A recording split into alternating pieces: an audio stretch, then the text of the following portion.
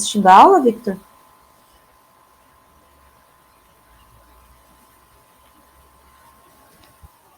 Então, diminui ali do ladinho, aqui embaixo, tem uma barrinha de volume. Daí você só diminui o volume, tá bom? Daí você só diminui ali e fica mais baixo. Todo mundo separou o material? Sim? Todo mundo abriu lá na página 363 do módulo 3? Podemos começar?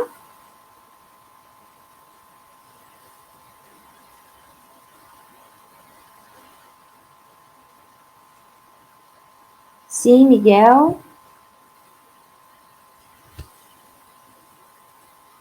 Isabela também, então vamos lá. Então, bom dia, Murilo, Isabela, Miguel, Cauê, Leonardo, Maria, Victor. Sejam todos bem-vindos à nossa quinta aula online no GoBrunch.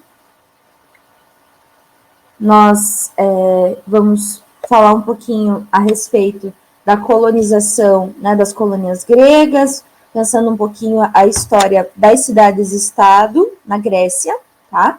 Na semana passada, a gente não conseguiu terminar de corrigir a semana anterior, então é sempre para quem, né, não estava na semana passada, a gente fez a correção das atividades e ficou a página 363. Então, deixa eu só habilitar o microfone de todo mundo. Tinha esquecido disso. Então, todo mundo está com o microfone aberto. Para quem quiser participar, só habilita o microfoninho ali do lado esquerdo, tá? Então, a número 8. Alguma dúvida essa semana em relação aos materiais que vocês receberam antes da gente começar? Alguma dúvida em relação aos materiais que vocês receberam? Não. Exercício? Qual exercício, Miguel, que ficou com dúvida? Vocês estão conseguindo acessar os materiais, as videoaulas? Sim. Oi, prof. Pode ligar, Miguel. Oi, prof. Oi, bom dia. Oi, prof, bom dia. Então, nessa semana a Guerra do Peloponeso, as guerras médicas, né? Isso que você mandou essa semana. Isso. Então, eu gostei bem do conteúdo. Só alguns exercícios que eu não consegui fazer. Como o da 377, o 19 e o 17 que você pediu. Eu queria mais saber mais um pouco, né? Não... 377. Deixa eu abrir aqui só um pouquinho. Então, antes da gente começar, eu vou falar um pouquinho disso. Então, a relação entre as guerras médicas e a guerra do Peloponeso. Então, antes da gente começar, eu quero falar um pouquinho dos conteúdos que vocês receberam, então, essa semana. Então, aproveitando a dúvida do Miguel. Nossa, prof, eu adorei esse conteúdo. Eu imaginei que vocês iam gostar.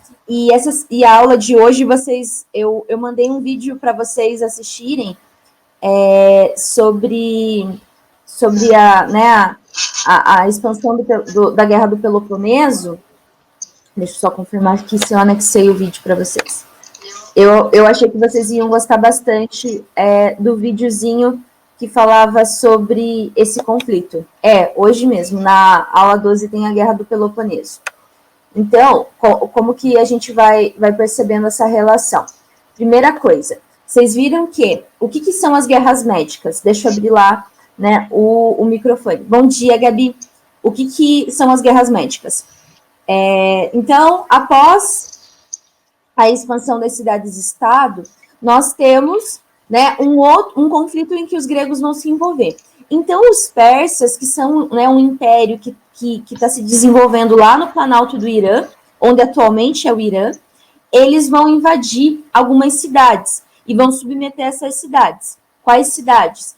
Principalmente ali as cidades onde atualmente é a Turquia, que eram colônias gregas lá na região da Anatólia. Então, naquele contexto, as cidades-estado, elas vão ter que se unir para combater o inimigo em comum, que são os persas. Então, qual que é a diferença das guerras médicas para a Guerra do Peloponeso? Nas guerras médicas, as cidades-estado, elas se unem para derrotar, né, a invasão dos persas. Vocês viram que os persas são, tem dois movimentos dos persas. O primeiro movimento dos persas são em relação ao imperador Ciro e depois ao o filho dele, o Xerxes. Tanto que a batalha mais famosa desse conflito é vocês já devem ter, eu acho que provavelmente o pessoal que gosta de jogo já deve ter ouvido falar dos 300 de Esparta. Então, os 300 de Esparta se passa durante as guerras médicas, tá? Gustavo, bom dia. Então, o que vai acontecer durante as guerras médicas? As cidades-estado vão se unir para derrotar os persas. Os persas vão, no primeiro momento, os persas perdem, tá? Depois os persas vão vencer. Então, as guerras médicas são várias batalhas, vários conflitos, tá? Em que os persas vão enfrentar as cidades-estado. Durante as guerras médicas, ali no slidezinho para vocês visualizarem, vocês estão vendo que eu estou postando os slides também para vocês verem lá na Iônica. Durante as guerras médicas, qual cidade que vai sair mais destruída? Será a cidade de Atenas, porque ela tem acesso ao mar, ela fica mais vulnerável. Então, durante as guerras médicas, no final das guerras médicas, a cidade-estado de Atenas fica parcialmente destruída e o legislador grego, ateniense, Péricles, vai organizar uma liga chamada Liga de Delos. Qual era a função da Liga de Delos? Primeira, ajudar a reconstruir as cidades-estado afetadas pelas guerras médicas. Os 300 de Esparta. Então, nós temos aí, nesse conflito, as cidades-estado tendo que se reconstruir. Porém, o que vai ser a consequência principal das guerras médicas? O Péricles vai pegar parte desses recursos para modernizar a cidade de Atenas. E daí o que vai acontecer com essa cidade de Atenas? Ela vai começar a se tornar uma liderança. Então, ela vai ficar moderna, vai ficar mais desenvolvida. Eles vão aumentar o comércio marítimo. E a cidade de Atenas, após as guerras médicas, começa a aparecer como uma liderança, tá? E daí, a partir disso, isso vai gerar um descontentamento de Esparta e aí a Guerra do Peloponeso, tá? Então, por isso que as guerras médicas estão relacionadas diretamente à Guerra do Peloponeso, tá? Nas guerras médicas, a gente viu que uma das consequências das guerras médicas é o imperialismo ateniense, tá? Tranquilo, Miguel? Ficou claro agora? Então, guerras médicas, a cidade de Atenas, ela vai aparecendo como liderança. Então, é uma consequência das guerras médicas. Por quê? Quando Atenas formou a Liga de Delos, inicialmente, ela não estava com interesse de se tornar uma liderança. A Liga de Delos, ela deveria ser usada para reconstruir a cidade. Tranquilo? Então, ali aí na seguinte, eu espero que você, hoje vai abrir a aula número, deixa eu só confirmar, número 10, 11, hoje vai abrir a aula número 12 para vocês, tá? Para as duas turmas, e aí vai falar um pouquinho da Guerra do Peloponeso. Tranquilo? Sussa? Entenderam a diferença das guerras médicas? A parte do Alexandre também é interessante. Muito interessante a questão do Império Macedônio. Fizeram os trabalhos. Eu vi ali que o Victor está falando do trabalho. Bom dia, Yuri. Tranquilo, então? Então, voltamos lá na página 363.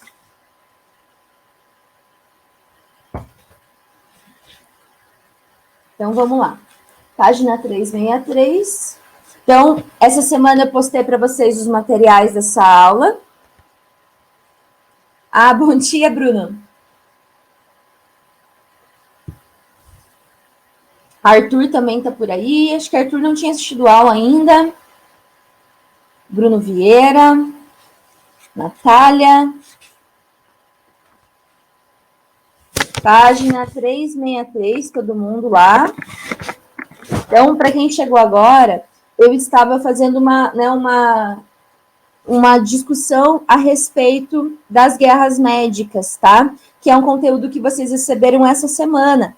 Tá? Então, essa semana vocês receberam a organização política de Esparta, vocês receberam as guerras médicas e hoje vai abrir aula para vocês da Guerra do Peloponeso, tá? Então, agora voltamos para a página 363, falando da questão da colonização grega. Então, lá na número 8, Leonardo e Victor, usa o chat, tá? Só para perguntas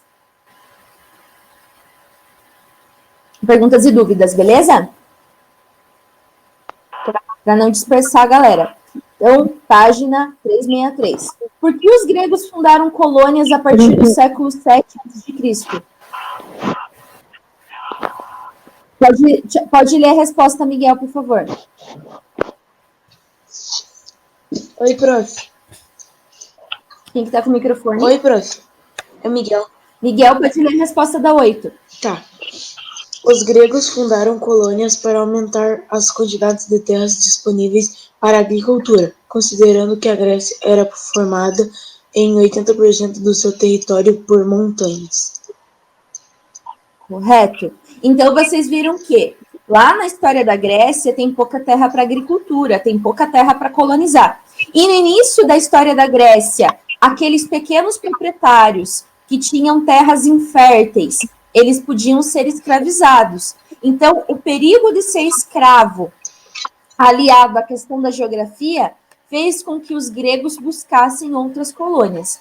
Anos mais tarde, essa questão das colônias vai ser importante para a questão da escravidão, tá? Então, depois, eles vão começar a trazer escravos dessas colônias, tá?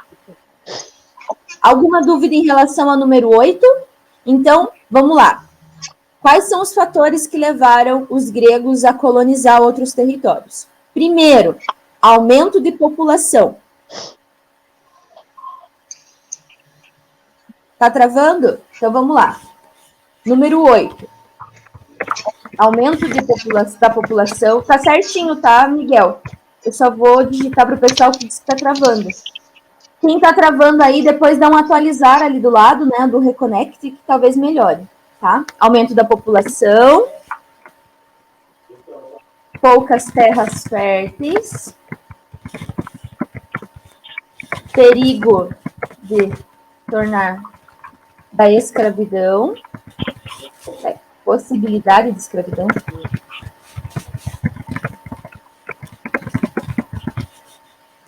Mais. E o interesse comercial. Aqui, mãe. Fizeram com que os gregos buscassem novas colônias. Ali é a resposta, Isa. Então, quais são os fatores que levaram os gregos colonizarem outros lugares? Então, o Miguel lembrou bem, a questão da geografia. Tem pouca terra disponível. E as melhores terras estão na mão de quem? Quem que possui as melhores terras? Qual que é a principal classe em Atenas?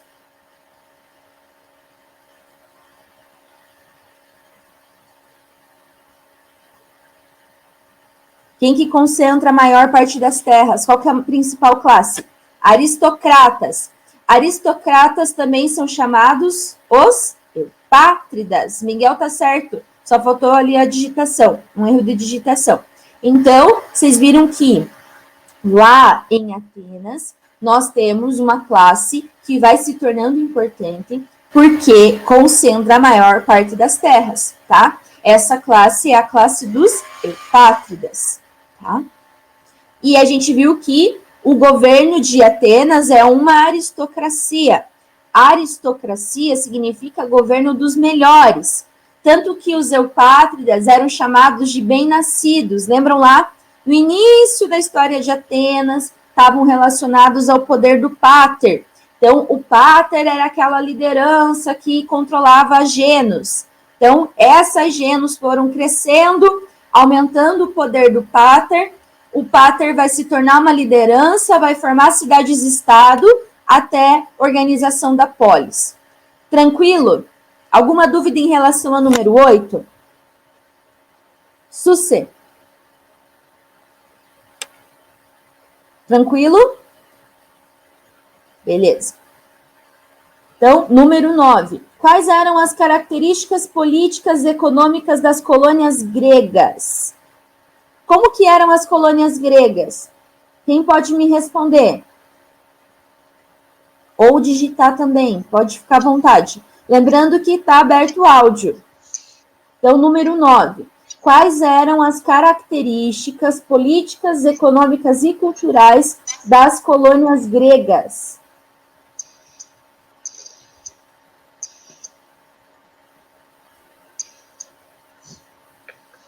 Oi, prof. Tranquilo? Oi, prof. Oi. Então, eu tinha feito essa, só que daí minha mãe foi olhar, ela falou que tava meio que errado. Daí eu apaguei. Daí eu queria te perguntar também a resposta, porque eu errei, né? Então, vamos lá. Alguém pode ajudar a gente a responder? Alguém quer responder? Leonardo? Victor?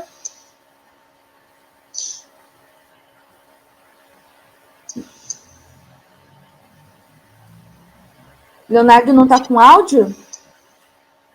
É só liberar o áudio, gente. Tá todo mundo com o áudio liberado.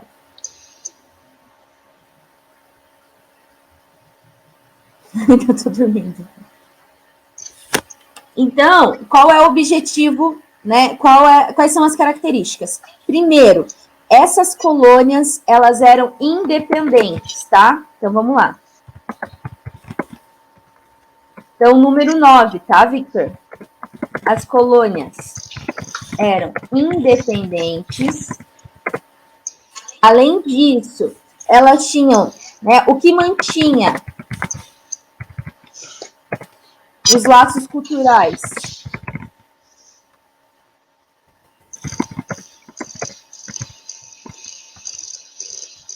entre as colônias era a cultura grega. Prof, eu acho Quando eu falo da cultura grega, estou falando do quê? Estou falando do idioma. Prof, eu acho que eu errei, porque eu só coloquei as características. Eu não coloquei política, econômica. Não, tranquilo. Então, a gente está falando da questão, né, política. Então, elas eram independentes. Né? Então, as colônias eram independentes das cidades. Mas mantinham laços culturais, como idioma, religião, né, e costumes. Lembrem-se que, quando os gregos iam para outros lugares, eles continuavam se identificando como gregos. Tá? Então, o que identificava ser grego? Independente se eu era grego lá na Ásia, se eu era grego lá na Península Itálica. A gente colocou no caderno, né? Era ter religião, cultura, costume. A mesma língua, correto? Isso mesmo. E sua economia era voltada para o comércio marítimo, tá? É a mesma coisa, prof. Eu ir lá morar na Europa e falar, eu sou brasileiro, porque eu falo a língua, eu tenho costume, eu tenho religião. É isso. Né? Exatamente, isso mesmo. Então, os gregos, eles têm uma cultura que unifica. Então, um dos elementos que unifica a cultura grega é a língua, né, os costumes, tá? E, né, a religiosidade, então a mitologia. Então, os gregos, eles se expandem, mas eles conservam essas características, tá? Tranquilo? Coloquei a resposta da 9 ali no chat para quem ainda tá tendo dificuldade. Querem um tempinho para copiar? Miguel tá conseguindo ali copiar? Sim, prof.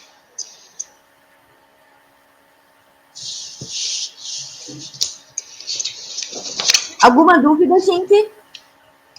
Por enquanto? Não, Gabi? Maria também? Maria gosta de participar. Maria também pode participar.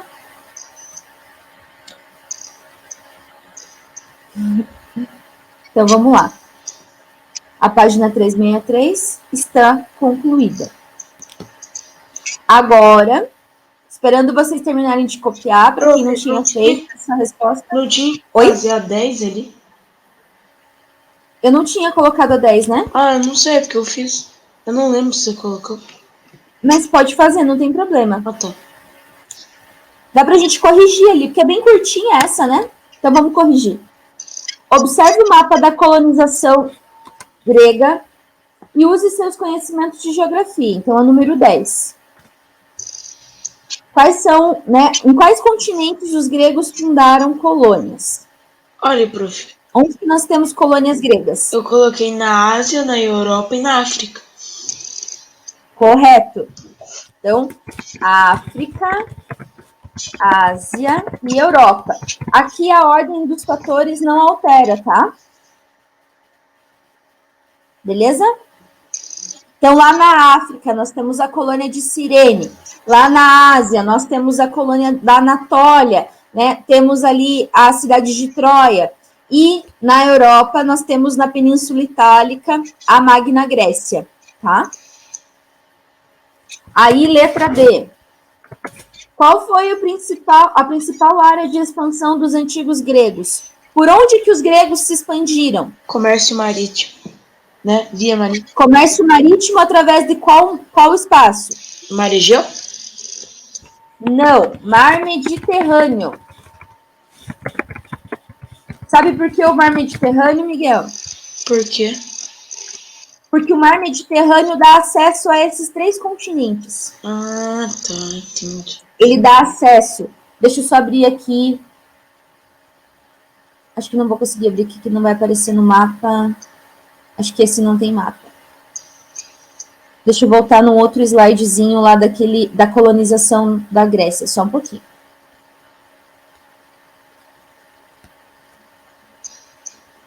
Prof, você ainda não postou esse slide, né? Esse na plataforma. O de Esparta coloquei. E hoje qual aula que vai sair? Hoje é a Guerra do Peloponeso. Esses slides estavam lá. Se não tiver, eu já coloco, tá bom? Uhum. Eu acho que eu não coloquei, acho que esses slides, mas hoje de tarde, depois que acabar a aula, eu já coloco. Deixa eu só aqui, sentir a parte 2. Deixa eu só mostrar no mapa para vocês. Qual está correto? Então, só para a gente olhar no mapa.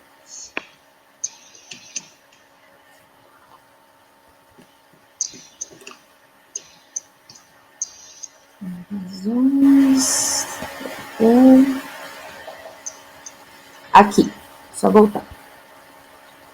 Então, olha aqui no mapinha. Aqui no mapa vocês conseguem visualizar, né, qual que é o principal mar que dá acesso a esses continentes. É o Mar Mediterrâneo, tá? Então, para a gente entender, deixa eu só ver. Esse mapa não dá para ver muito bem. Deixa eu só ver de novo. Aqui em Gabigênio, Taco.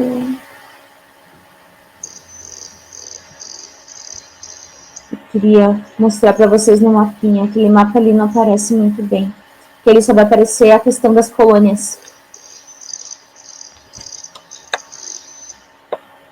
Mas esse mar aqui, que está aqui embaixo, é o mar Mediterrâneo, tá? Para perceber como que eles entraram em contato, tá? O mar Egeu é próximo à ilha de Creta. Você não está incorreto se for pensar, tá, Miguel? Mas o principal mar que dá acesso a esses continentes é o mar Mediterrâneo, tá? Que dá acesso ali ao sul da Itália. Beleza? Beleza. Então, agora, deixa eu só abrir lá Página 367, todo mundo.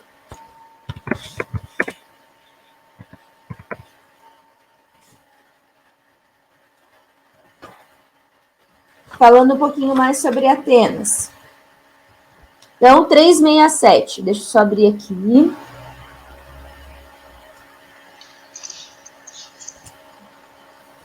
Então, esses slides foram enviados para vocês lá na Iônica. A de Atenas eu tenho certeza. Só das guerras que eu não tinha certeza que eu enviei. Mas não tem problema, hoje mesmo eu já posto. É porque quando eu gravo as aulas e monto os slides, geralmente eu uso o notebook. E quando eu estou montando aula, eu uso o computador. Então, às vezes, por isso que eu demoro um pouco mais para pôr os slides lá. Então, número 11. Por um longo período, Atenas foi governada pelos eupátridas. Então, a gente viu que... O que é polis, Yuri? Então, a gente viu que a Grécia, a história da Grécia, ela é formada pelas civilizações cretense e micênica. Após o fim da civilização micênica, os gregos vão formar unidades tribais. Então, eles vão se organizar em clãs, em tribos. O nome dessas tribos são genos. Dentro das genos, a principal autoridade é o pater. E esse pater vai distribuindo terra para os seus familiares, vai se tornando liderança. Aos poucos, essas genos, que eram no início de produção de subsistência, que cuidavam só dos seus interesses locais, essas genos vão crescendo, vão aumentando e vão se tornar polis. O que significa polis? Polis significa cidade-estado. Então, lá na Grécia Antiga, os gregos não formaram império, não se unificaram. Lá na Grécia, eles se organizaram através de cidades. Tá? Cada uma dessas cidades vai ter uma estrutura própria, uma economia, uma divisão entre classes. Tá? As cidades que nós estudamos, as cidades principais, que são as cidades de Atenas e Esparta, já dá para ter uma ideia dessas diferenças, tá? Tranquilo, Yuri?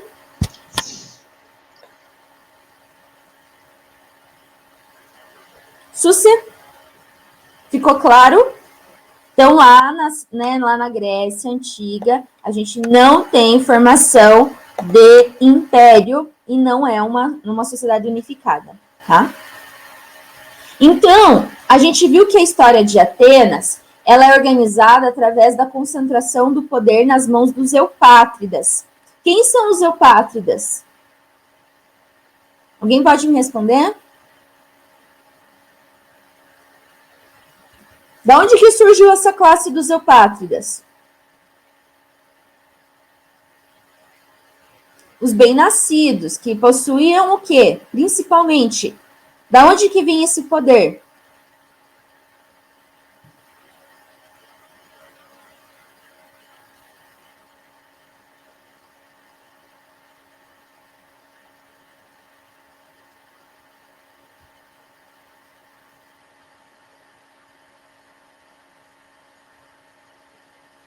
Uma classe nobre, que concentrava o quê? O que era a principal riqueza dessa classe?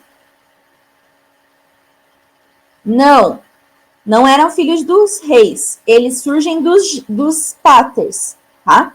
Daquelas lideranças lá da Genos. Abaixo dos eupátridas, depois tem os demiurgos, que são pequenos comerciantes, os georgóis, que são os proprietários de terra, e os tetas, que são trabalhadores, os trabalhadores livres, tá? E tem escravo também na sociedade de Atenas. Então, na letra A lá, quais foram as principais mudanças promovidas pelas reformas do Solon? Tranquilo, Bruno. Quais são as reformas que o Solon fez? Oi, prof. Pode falar. Eu coloquei, ele proibiu a hipoteca da terra, a escravidão, dividiu a sociedade pelo critério censitário e criou um tribunal de justiça. Então, uma questão importante. O Solon, ele acaba com a escravidão por dívida, tá? Então, vamos pensar o seguinte. Vocês viram que os eupátridas, eles possuíam as melhores terras. Então, os georgóis podiam ser escravos, se tornavam escravos. E quem que podia decidir as coisas no início da história de Atenas? Quem que tinha direitos?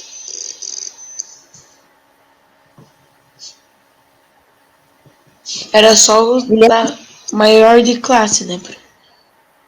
Só os eupátridas. Então, no início da história de Atenas, apenas os eupátridas possuem poder, tá? Apenas os eupátridas podem participar das decisões. E, além disso, os georgóis, que são os pequenos agricultores, podiam se tornar escravos dos eupátridas, tá? Então, vamos lá responder a 11, letra A. Então, entre as reformas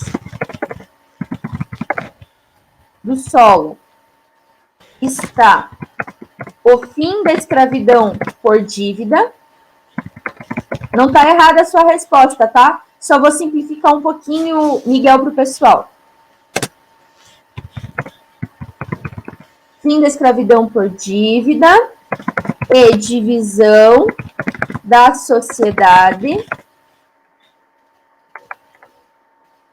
Tá certo, Gabi? Pelo grau de riqueza.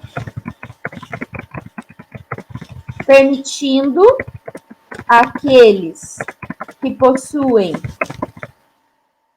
possuíssem, né, na verdade, que é passado, renda, participar das decisões. Criando o voto censitário. O que é voto censitário?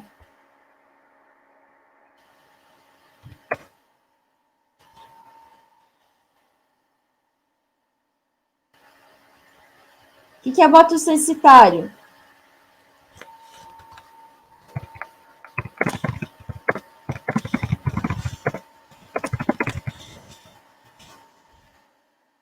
Alguém pode me responder?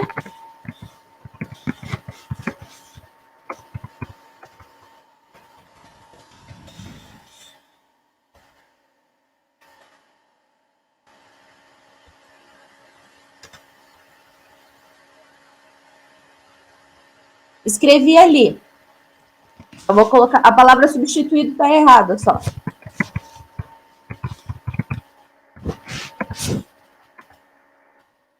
Bruno está ali, ó. Então, entre as reformas do Solon está o fim da escravidão por dívida e ele divide a sociedade de Atenas em classes, tá? Essas classes vão, né, a gente vai ter a participação das pessoas que têm dinheiro. Então, o que é voto censitário? Voto censitário é baseado na renda, tá? Então, quem tem dinheiro pode participar. Qual das classes sociais atenienses que são favorecidas por essa mudança? Quem que vai poder participar?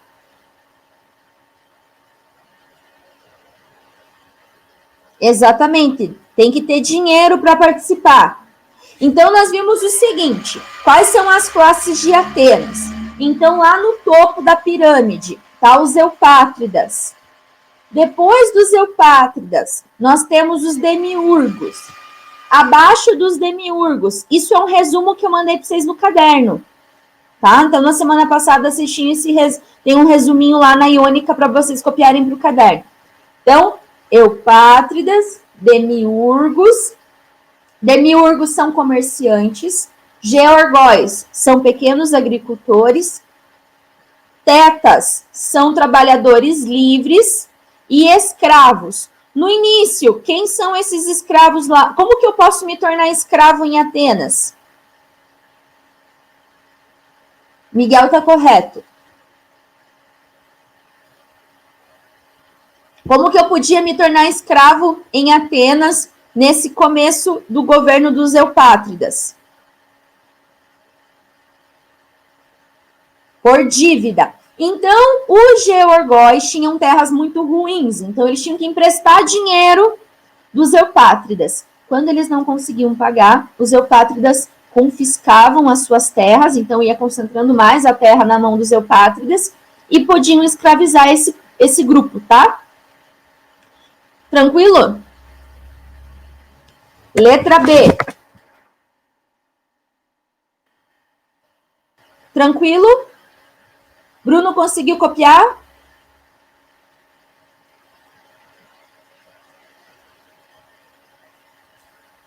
Então, beleza. Para quem então ali puxa no chat, está lá a resposta completa. Então, letra B. As reformas de Solon resolveram os conflitos? As reformas de Solon deram conta? Resolveu o conflito?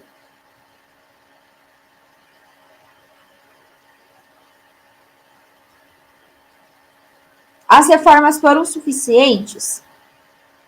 Não. Por que não, Victor?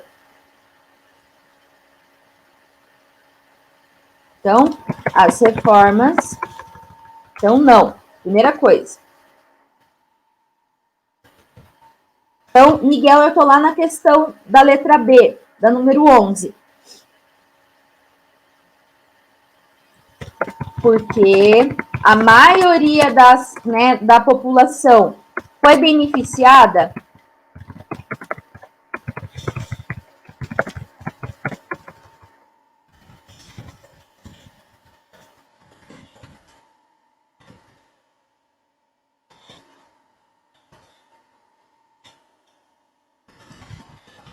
Eu estou escrevendo ali no chat.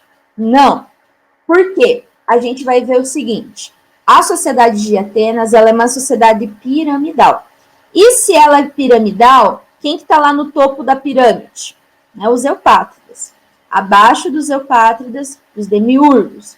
Depois, os georgóis. E, por fim, os tetas. Então, os georgóis e os tetas ainda não podem participar das decisões políticas, tá? Tranquilo?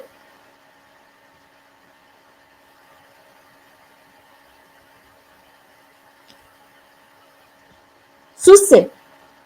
Então, vocês viram o seguinte, no início da história de Atenas, apenas os Eupátridas tinham direitos políticos, podiam tomar decisões. Aos poucos, a sociedade, que era formada por outras classes, vai começar a pressionar. Se Atenas, qual que é a principal atividade de Atenas? O que Atenas desenvolveu? Do que Atenas sobrevivia?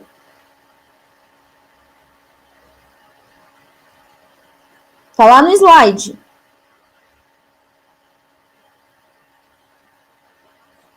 Comércio. Então, os comerciantes não participavam. Os comerciantes só puderam participar das decisões a partir da reforma do Solon. Por quê? O Solon definiu que quem tinha dinheiro podia participar. Não tinha a ver com o nascimento.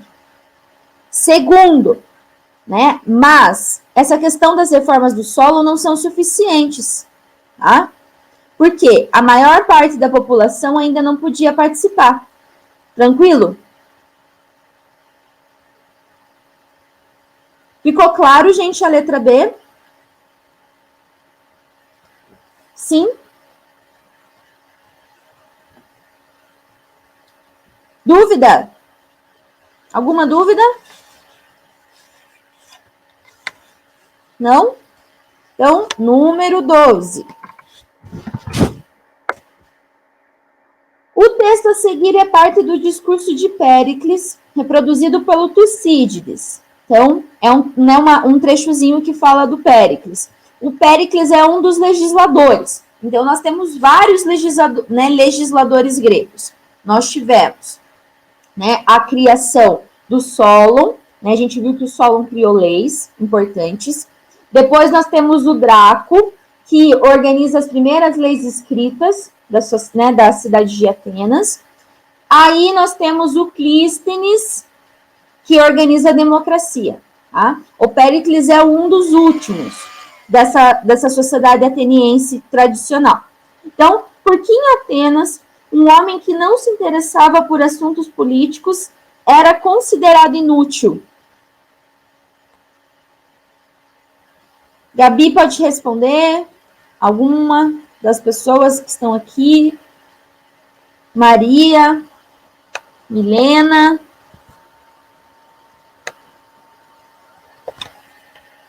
Como que Atenas valorizava a questão da participação? Primeiro, só os homens podiam participar, exatamente. Em Atenas, eles valorizavam o quê? O trabalho manual ou trabalho intelectual?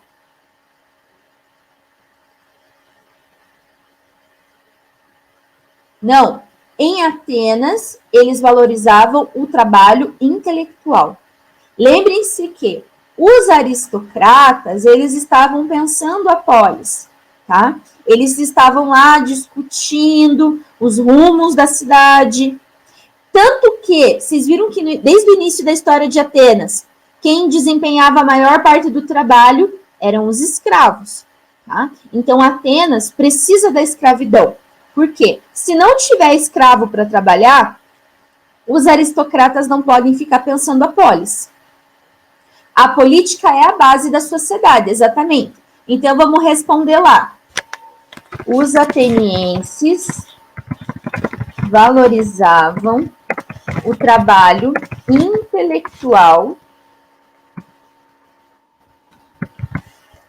Intelectual é a política, é a filosofia, Miguel, tá?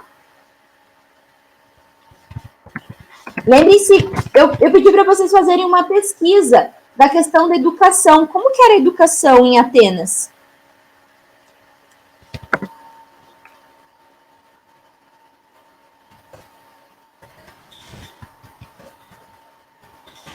Ela era filosófica.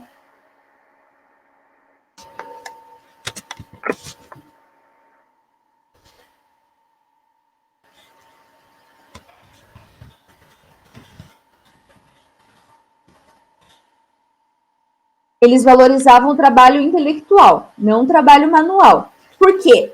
Lá em Atenas, se vocês procurarem, tem alguns discursos do Aristóteles falando que o trabalho manual, ele é um trabalho para escravo. Para a gente ficar lá plantando, colhendo para os atenienses, não precisava pensar muito. Agora, filosofia, política, para isso precisava pensar, tá?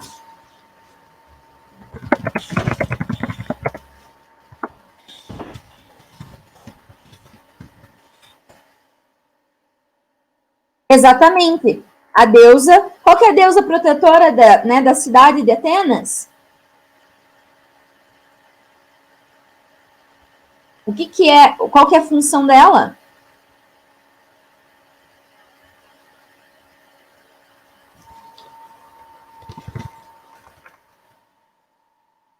Deusa da sabedoria. Então, a questão da educação, da filosofia, da política, isso é muito importante para a história de Atenas, tá? Beleza? Tanto que vocês viram que os atenienses, eles precisavam de escravo. No início, a escravidão por dívida, depois os atenienses vão trazer escravos das colônias. Então, quando eles dominavam um povo, eles traziam esse povo para trabalhar como escravo, tá? Então, para eles, trabalho manual era coisa de escravo, tá? Os aristocratas, eles ficavam lá discutindo, olhem lá, né, na Acrópole, na parte mais alta de Atenas, era onde eles ficavam decidindo as coisas. Olha ali a imagenzinha, né, que eu coloquei para vocês, né, dos aristocratas. Tranquilo?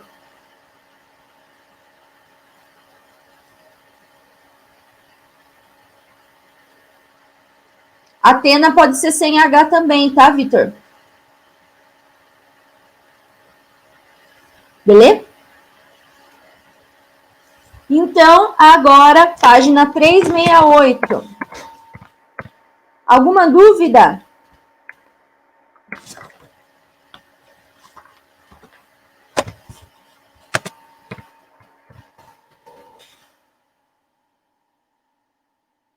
Tranquilo, gente?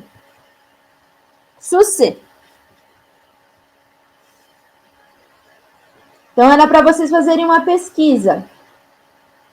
Essa da pesquisa eu vou deixar para corrigir depois. Eu quero saber o seguinte, se vocês responderam as perguntas do caderno. Então, eu tinha colocado uma pergunta para vocês no caderno, na aula 8.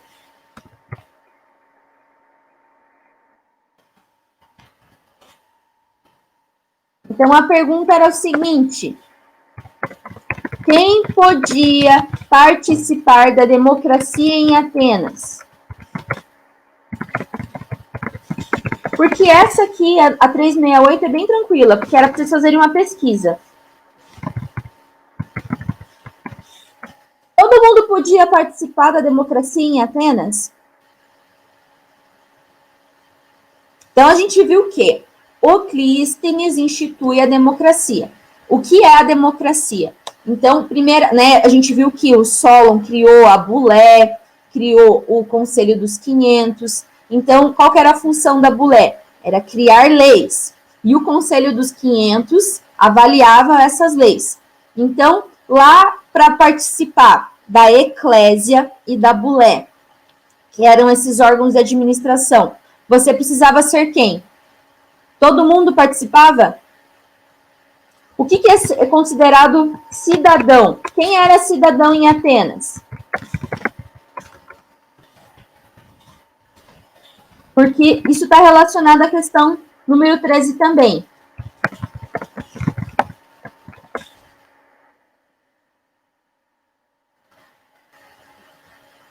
Não eram os filósofos.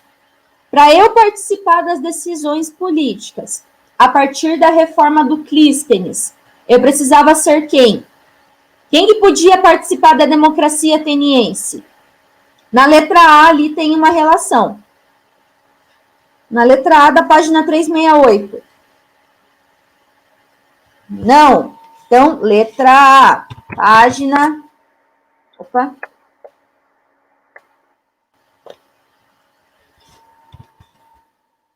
Página 368, que ajuda a gente a responder a do caderno também. Letra A.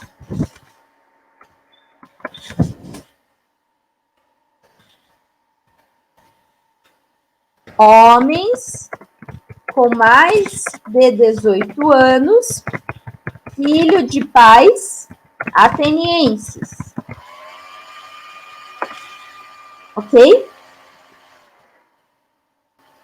Quem não podia participar da democracia em Atenas?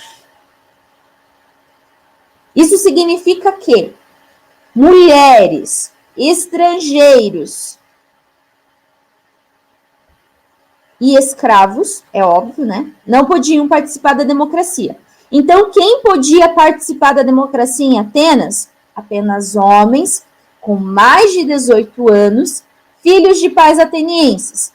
A democracia no Brasil, todo mundo, a partir dos 16 anos, pode votar, ok?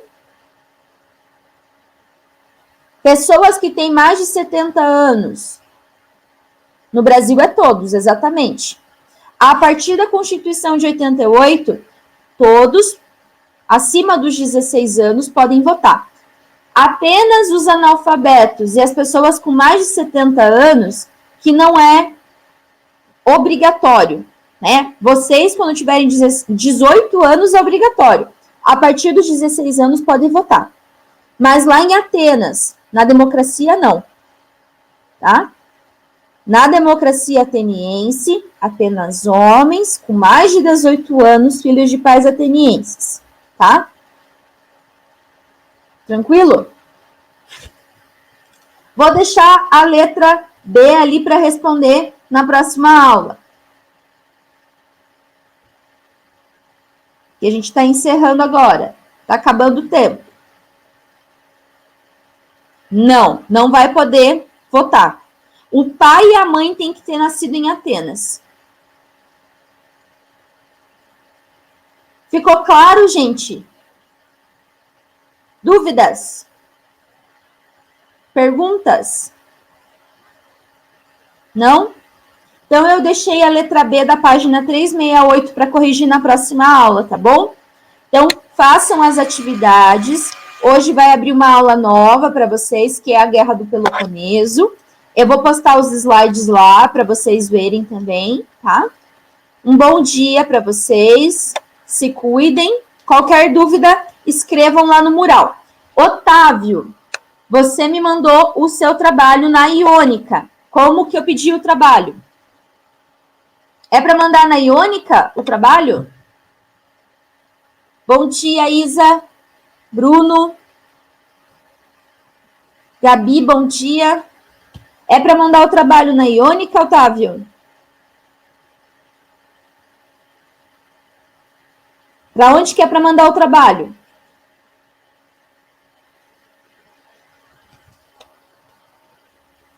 No e-mail. Obrigada, Cauê. Então, lá na orientação do trabalho, tá bem clara. Mandar o trabalho por e-mail. Pede ajuda para o responsável, para o pai, para a mãe, para o tio, para a avó, para quem ajuda vocês nas tarefas, tá bom? O irmão, a irmã. Manda por e-mail. Beleza? Diga, Cauê. Obrigada. No caderno, pode ser caderno de desenho, tem que ser numa folha de chamex, tá?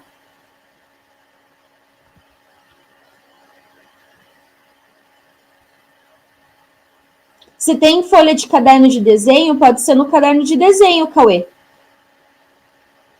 A Maria deu a ideia para usar o caderno de desenho. Se tem caderno de desenho, pode usar também a folha do caderno de desenho. É porque eu quero que fique assim, né? E no caderno não vai ficar legal, tá? No caderno, com linha, não fica bonito. Tem que ser folha branca, tá? Pode usar uma folha que às vezes já tem. Às vezes tem rascunho, pode usar rascunho. Alguma folha que você já usou a parte de trás. Eu só quero que o mapa mental fique assim, na horizontal. Tá bom? Dúvida? Tranquilo? Então, vamos encerrar por aqui. Bom dia para vocês, que eu tenho uma outra aula para entrar agora, tá? Bom dia. Qualquer dúvida, me deixem lá no mural. Então, mural só para dúvida, tá bom? Dúvida, pergunta. Abraço para vocês. Se cuidem.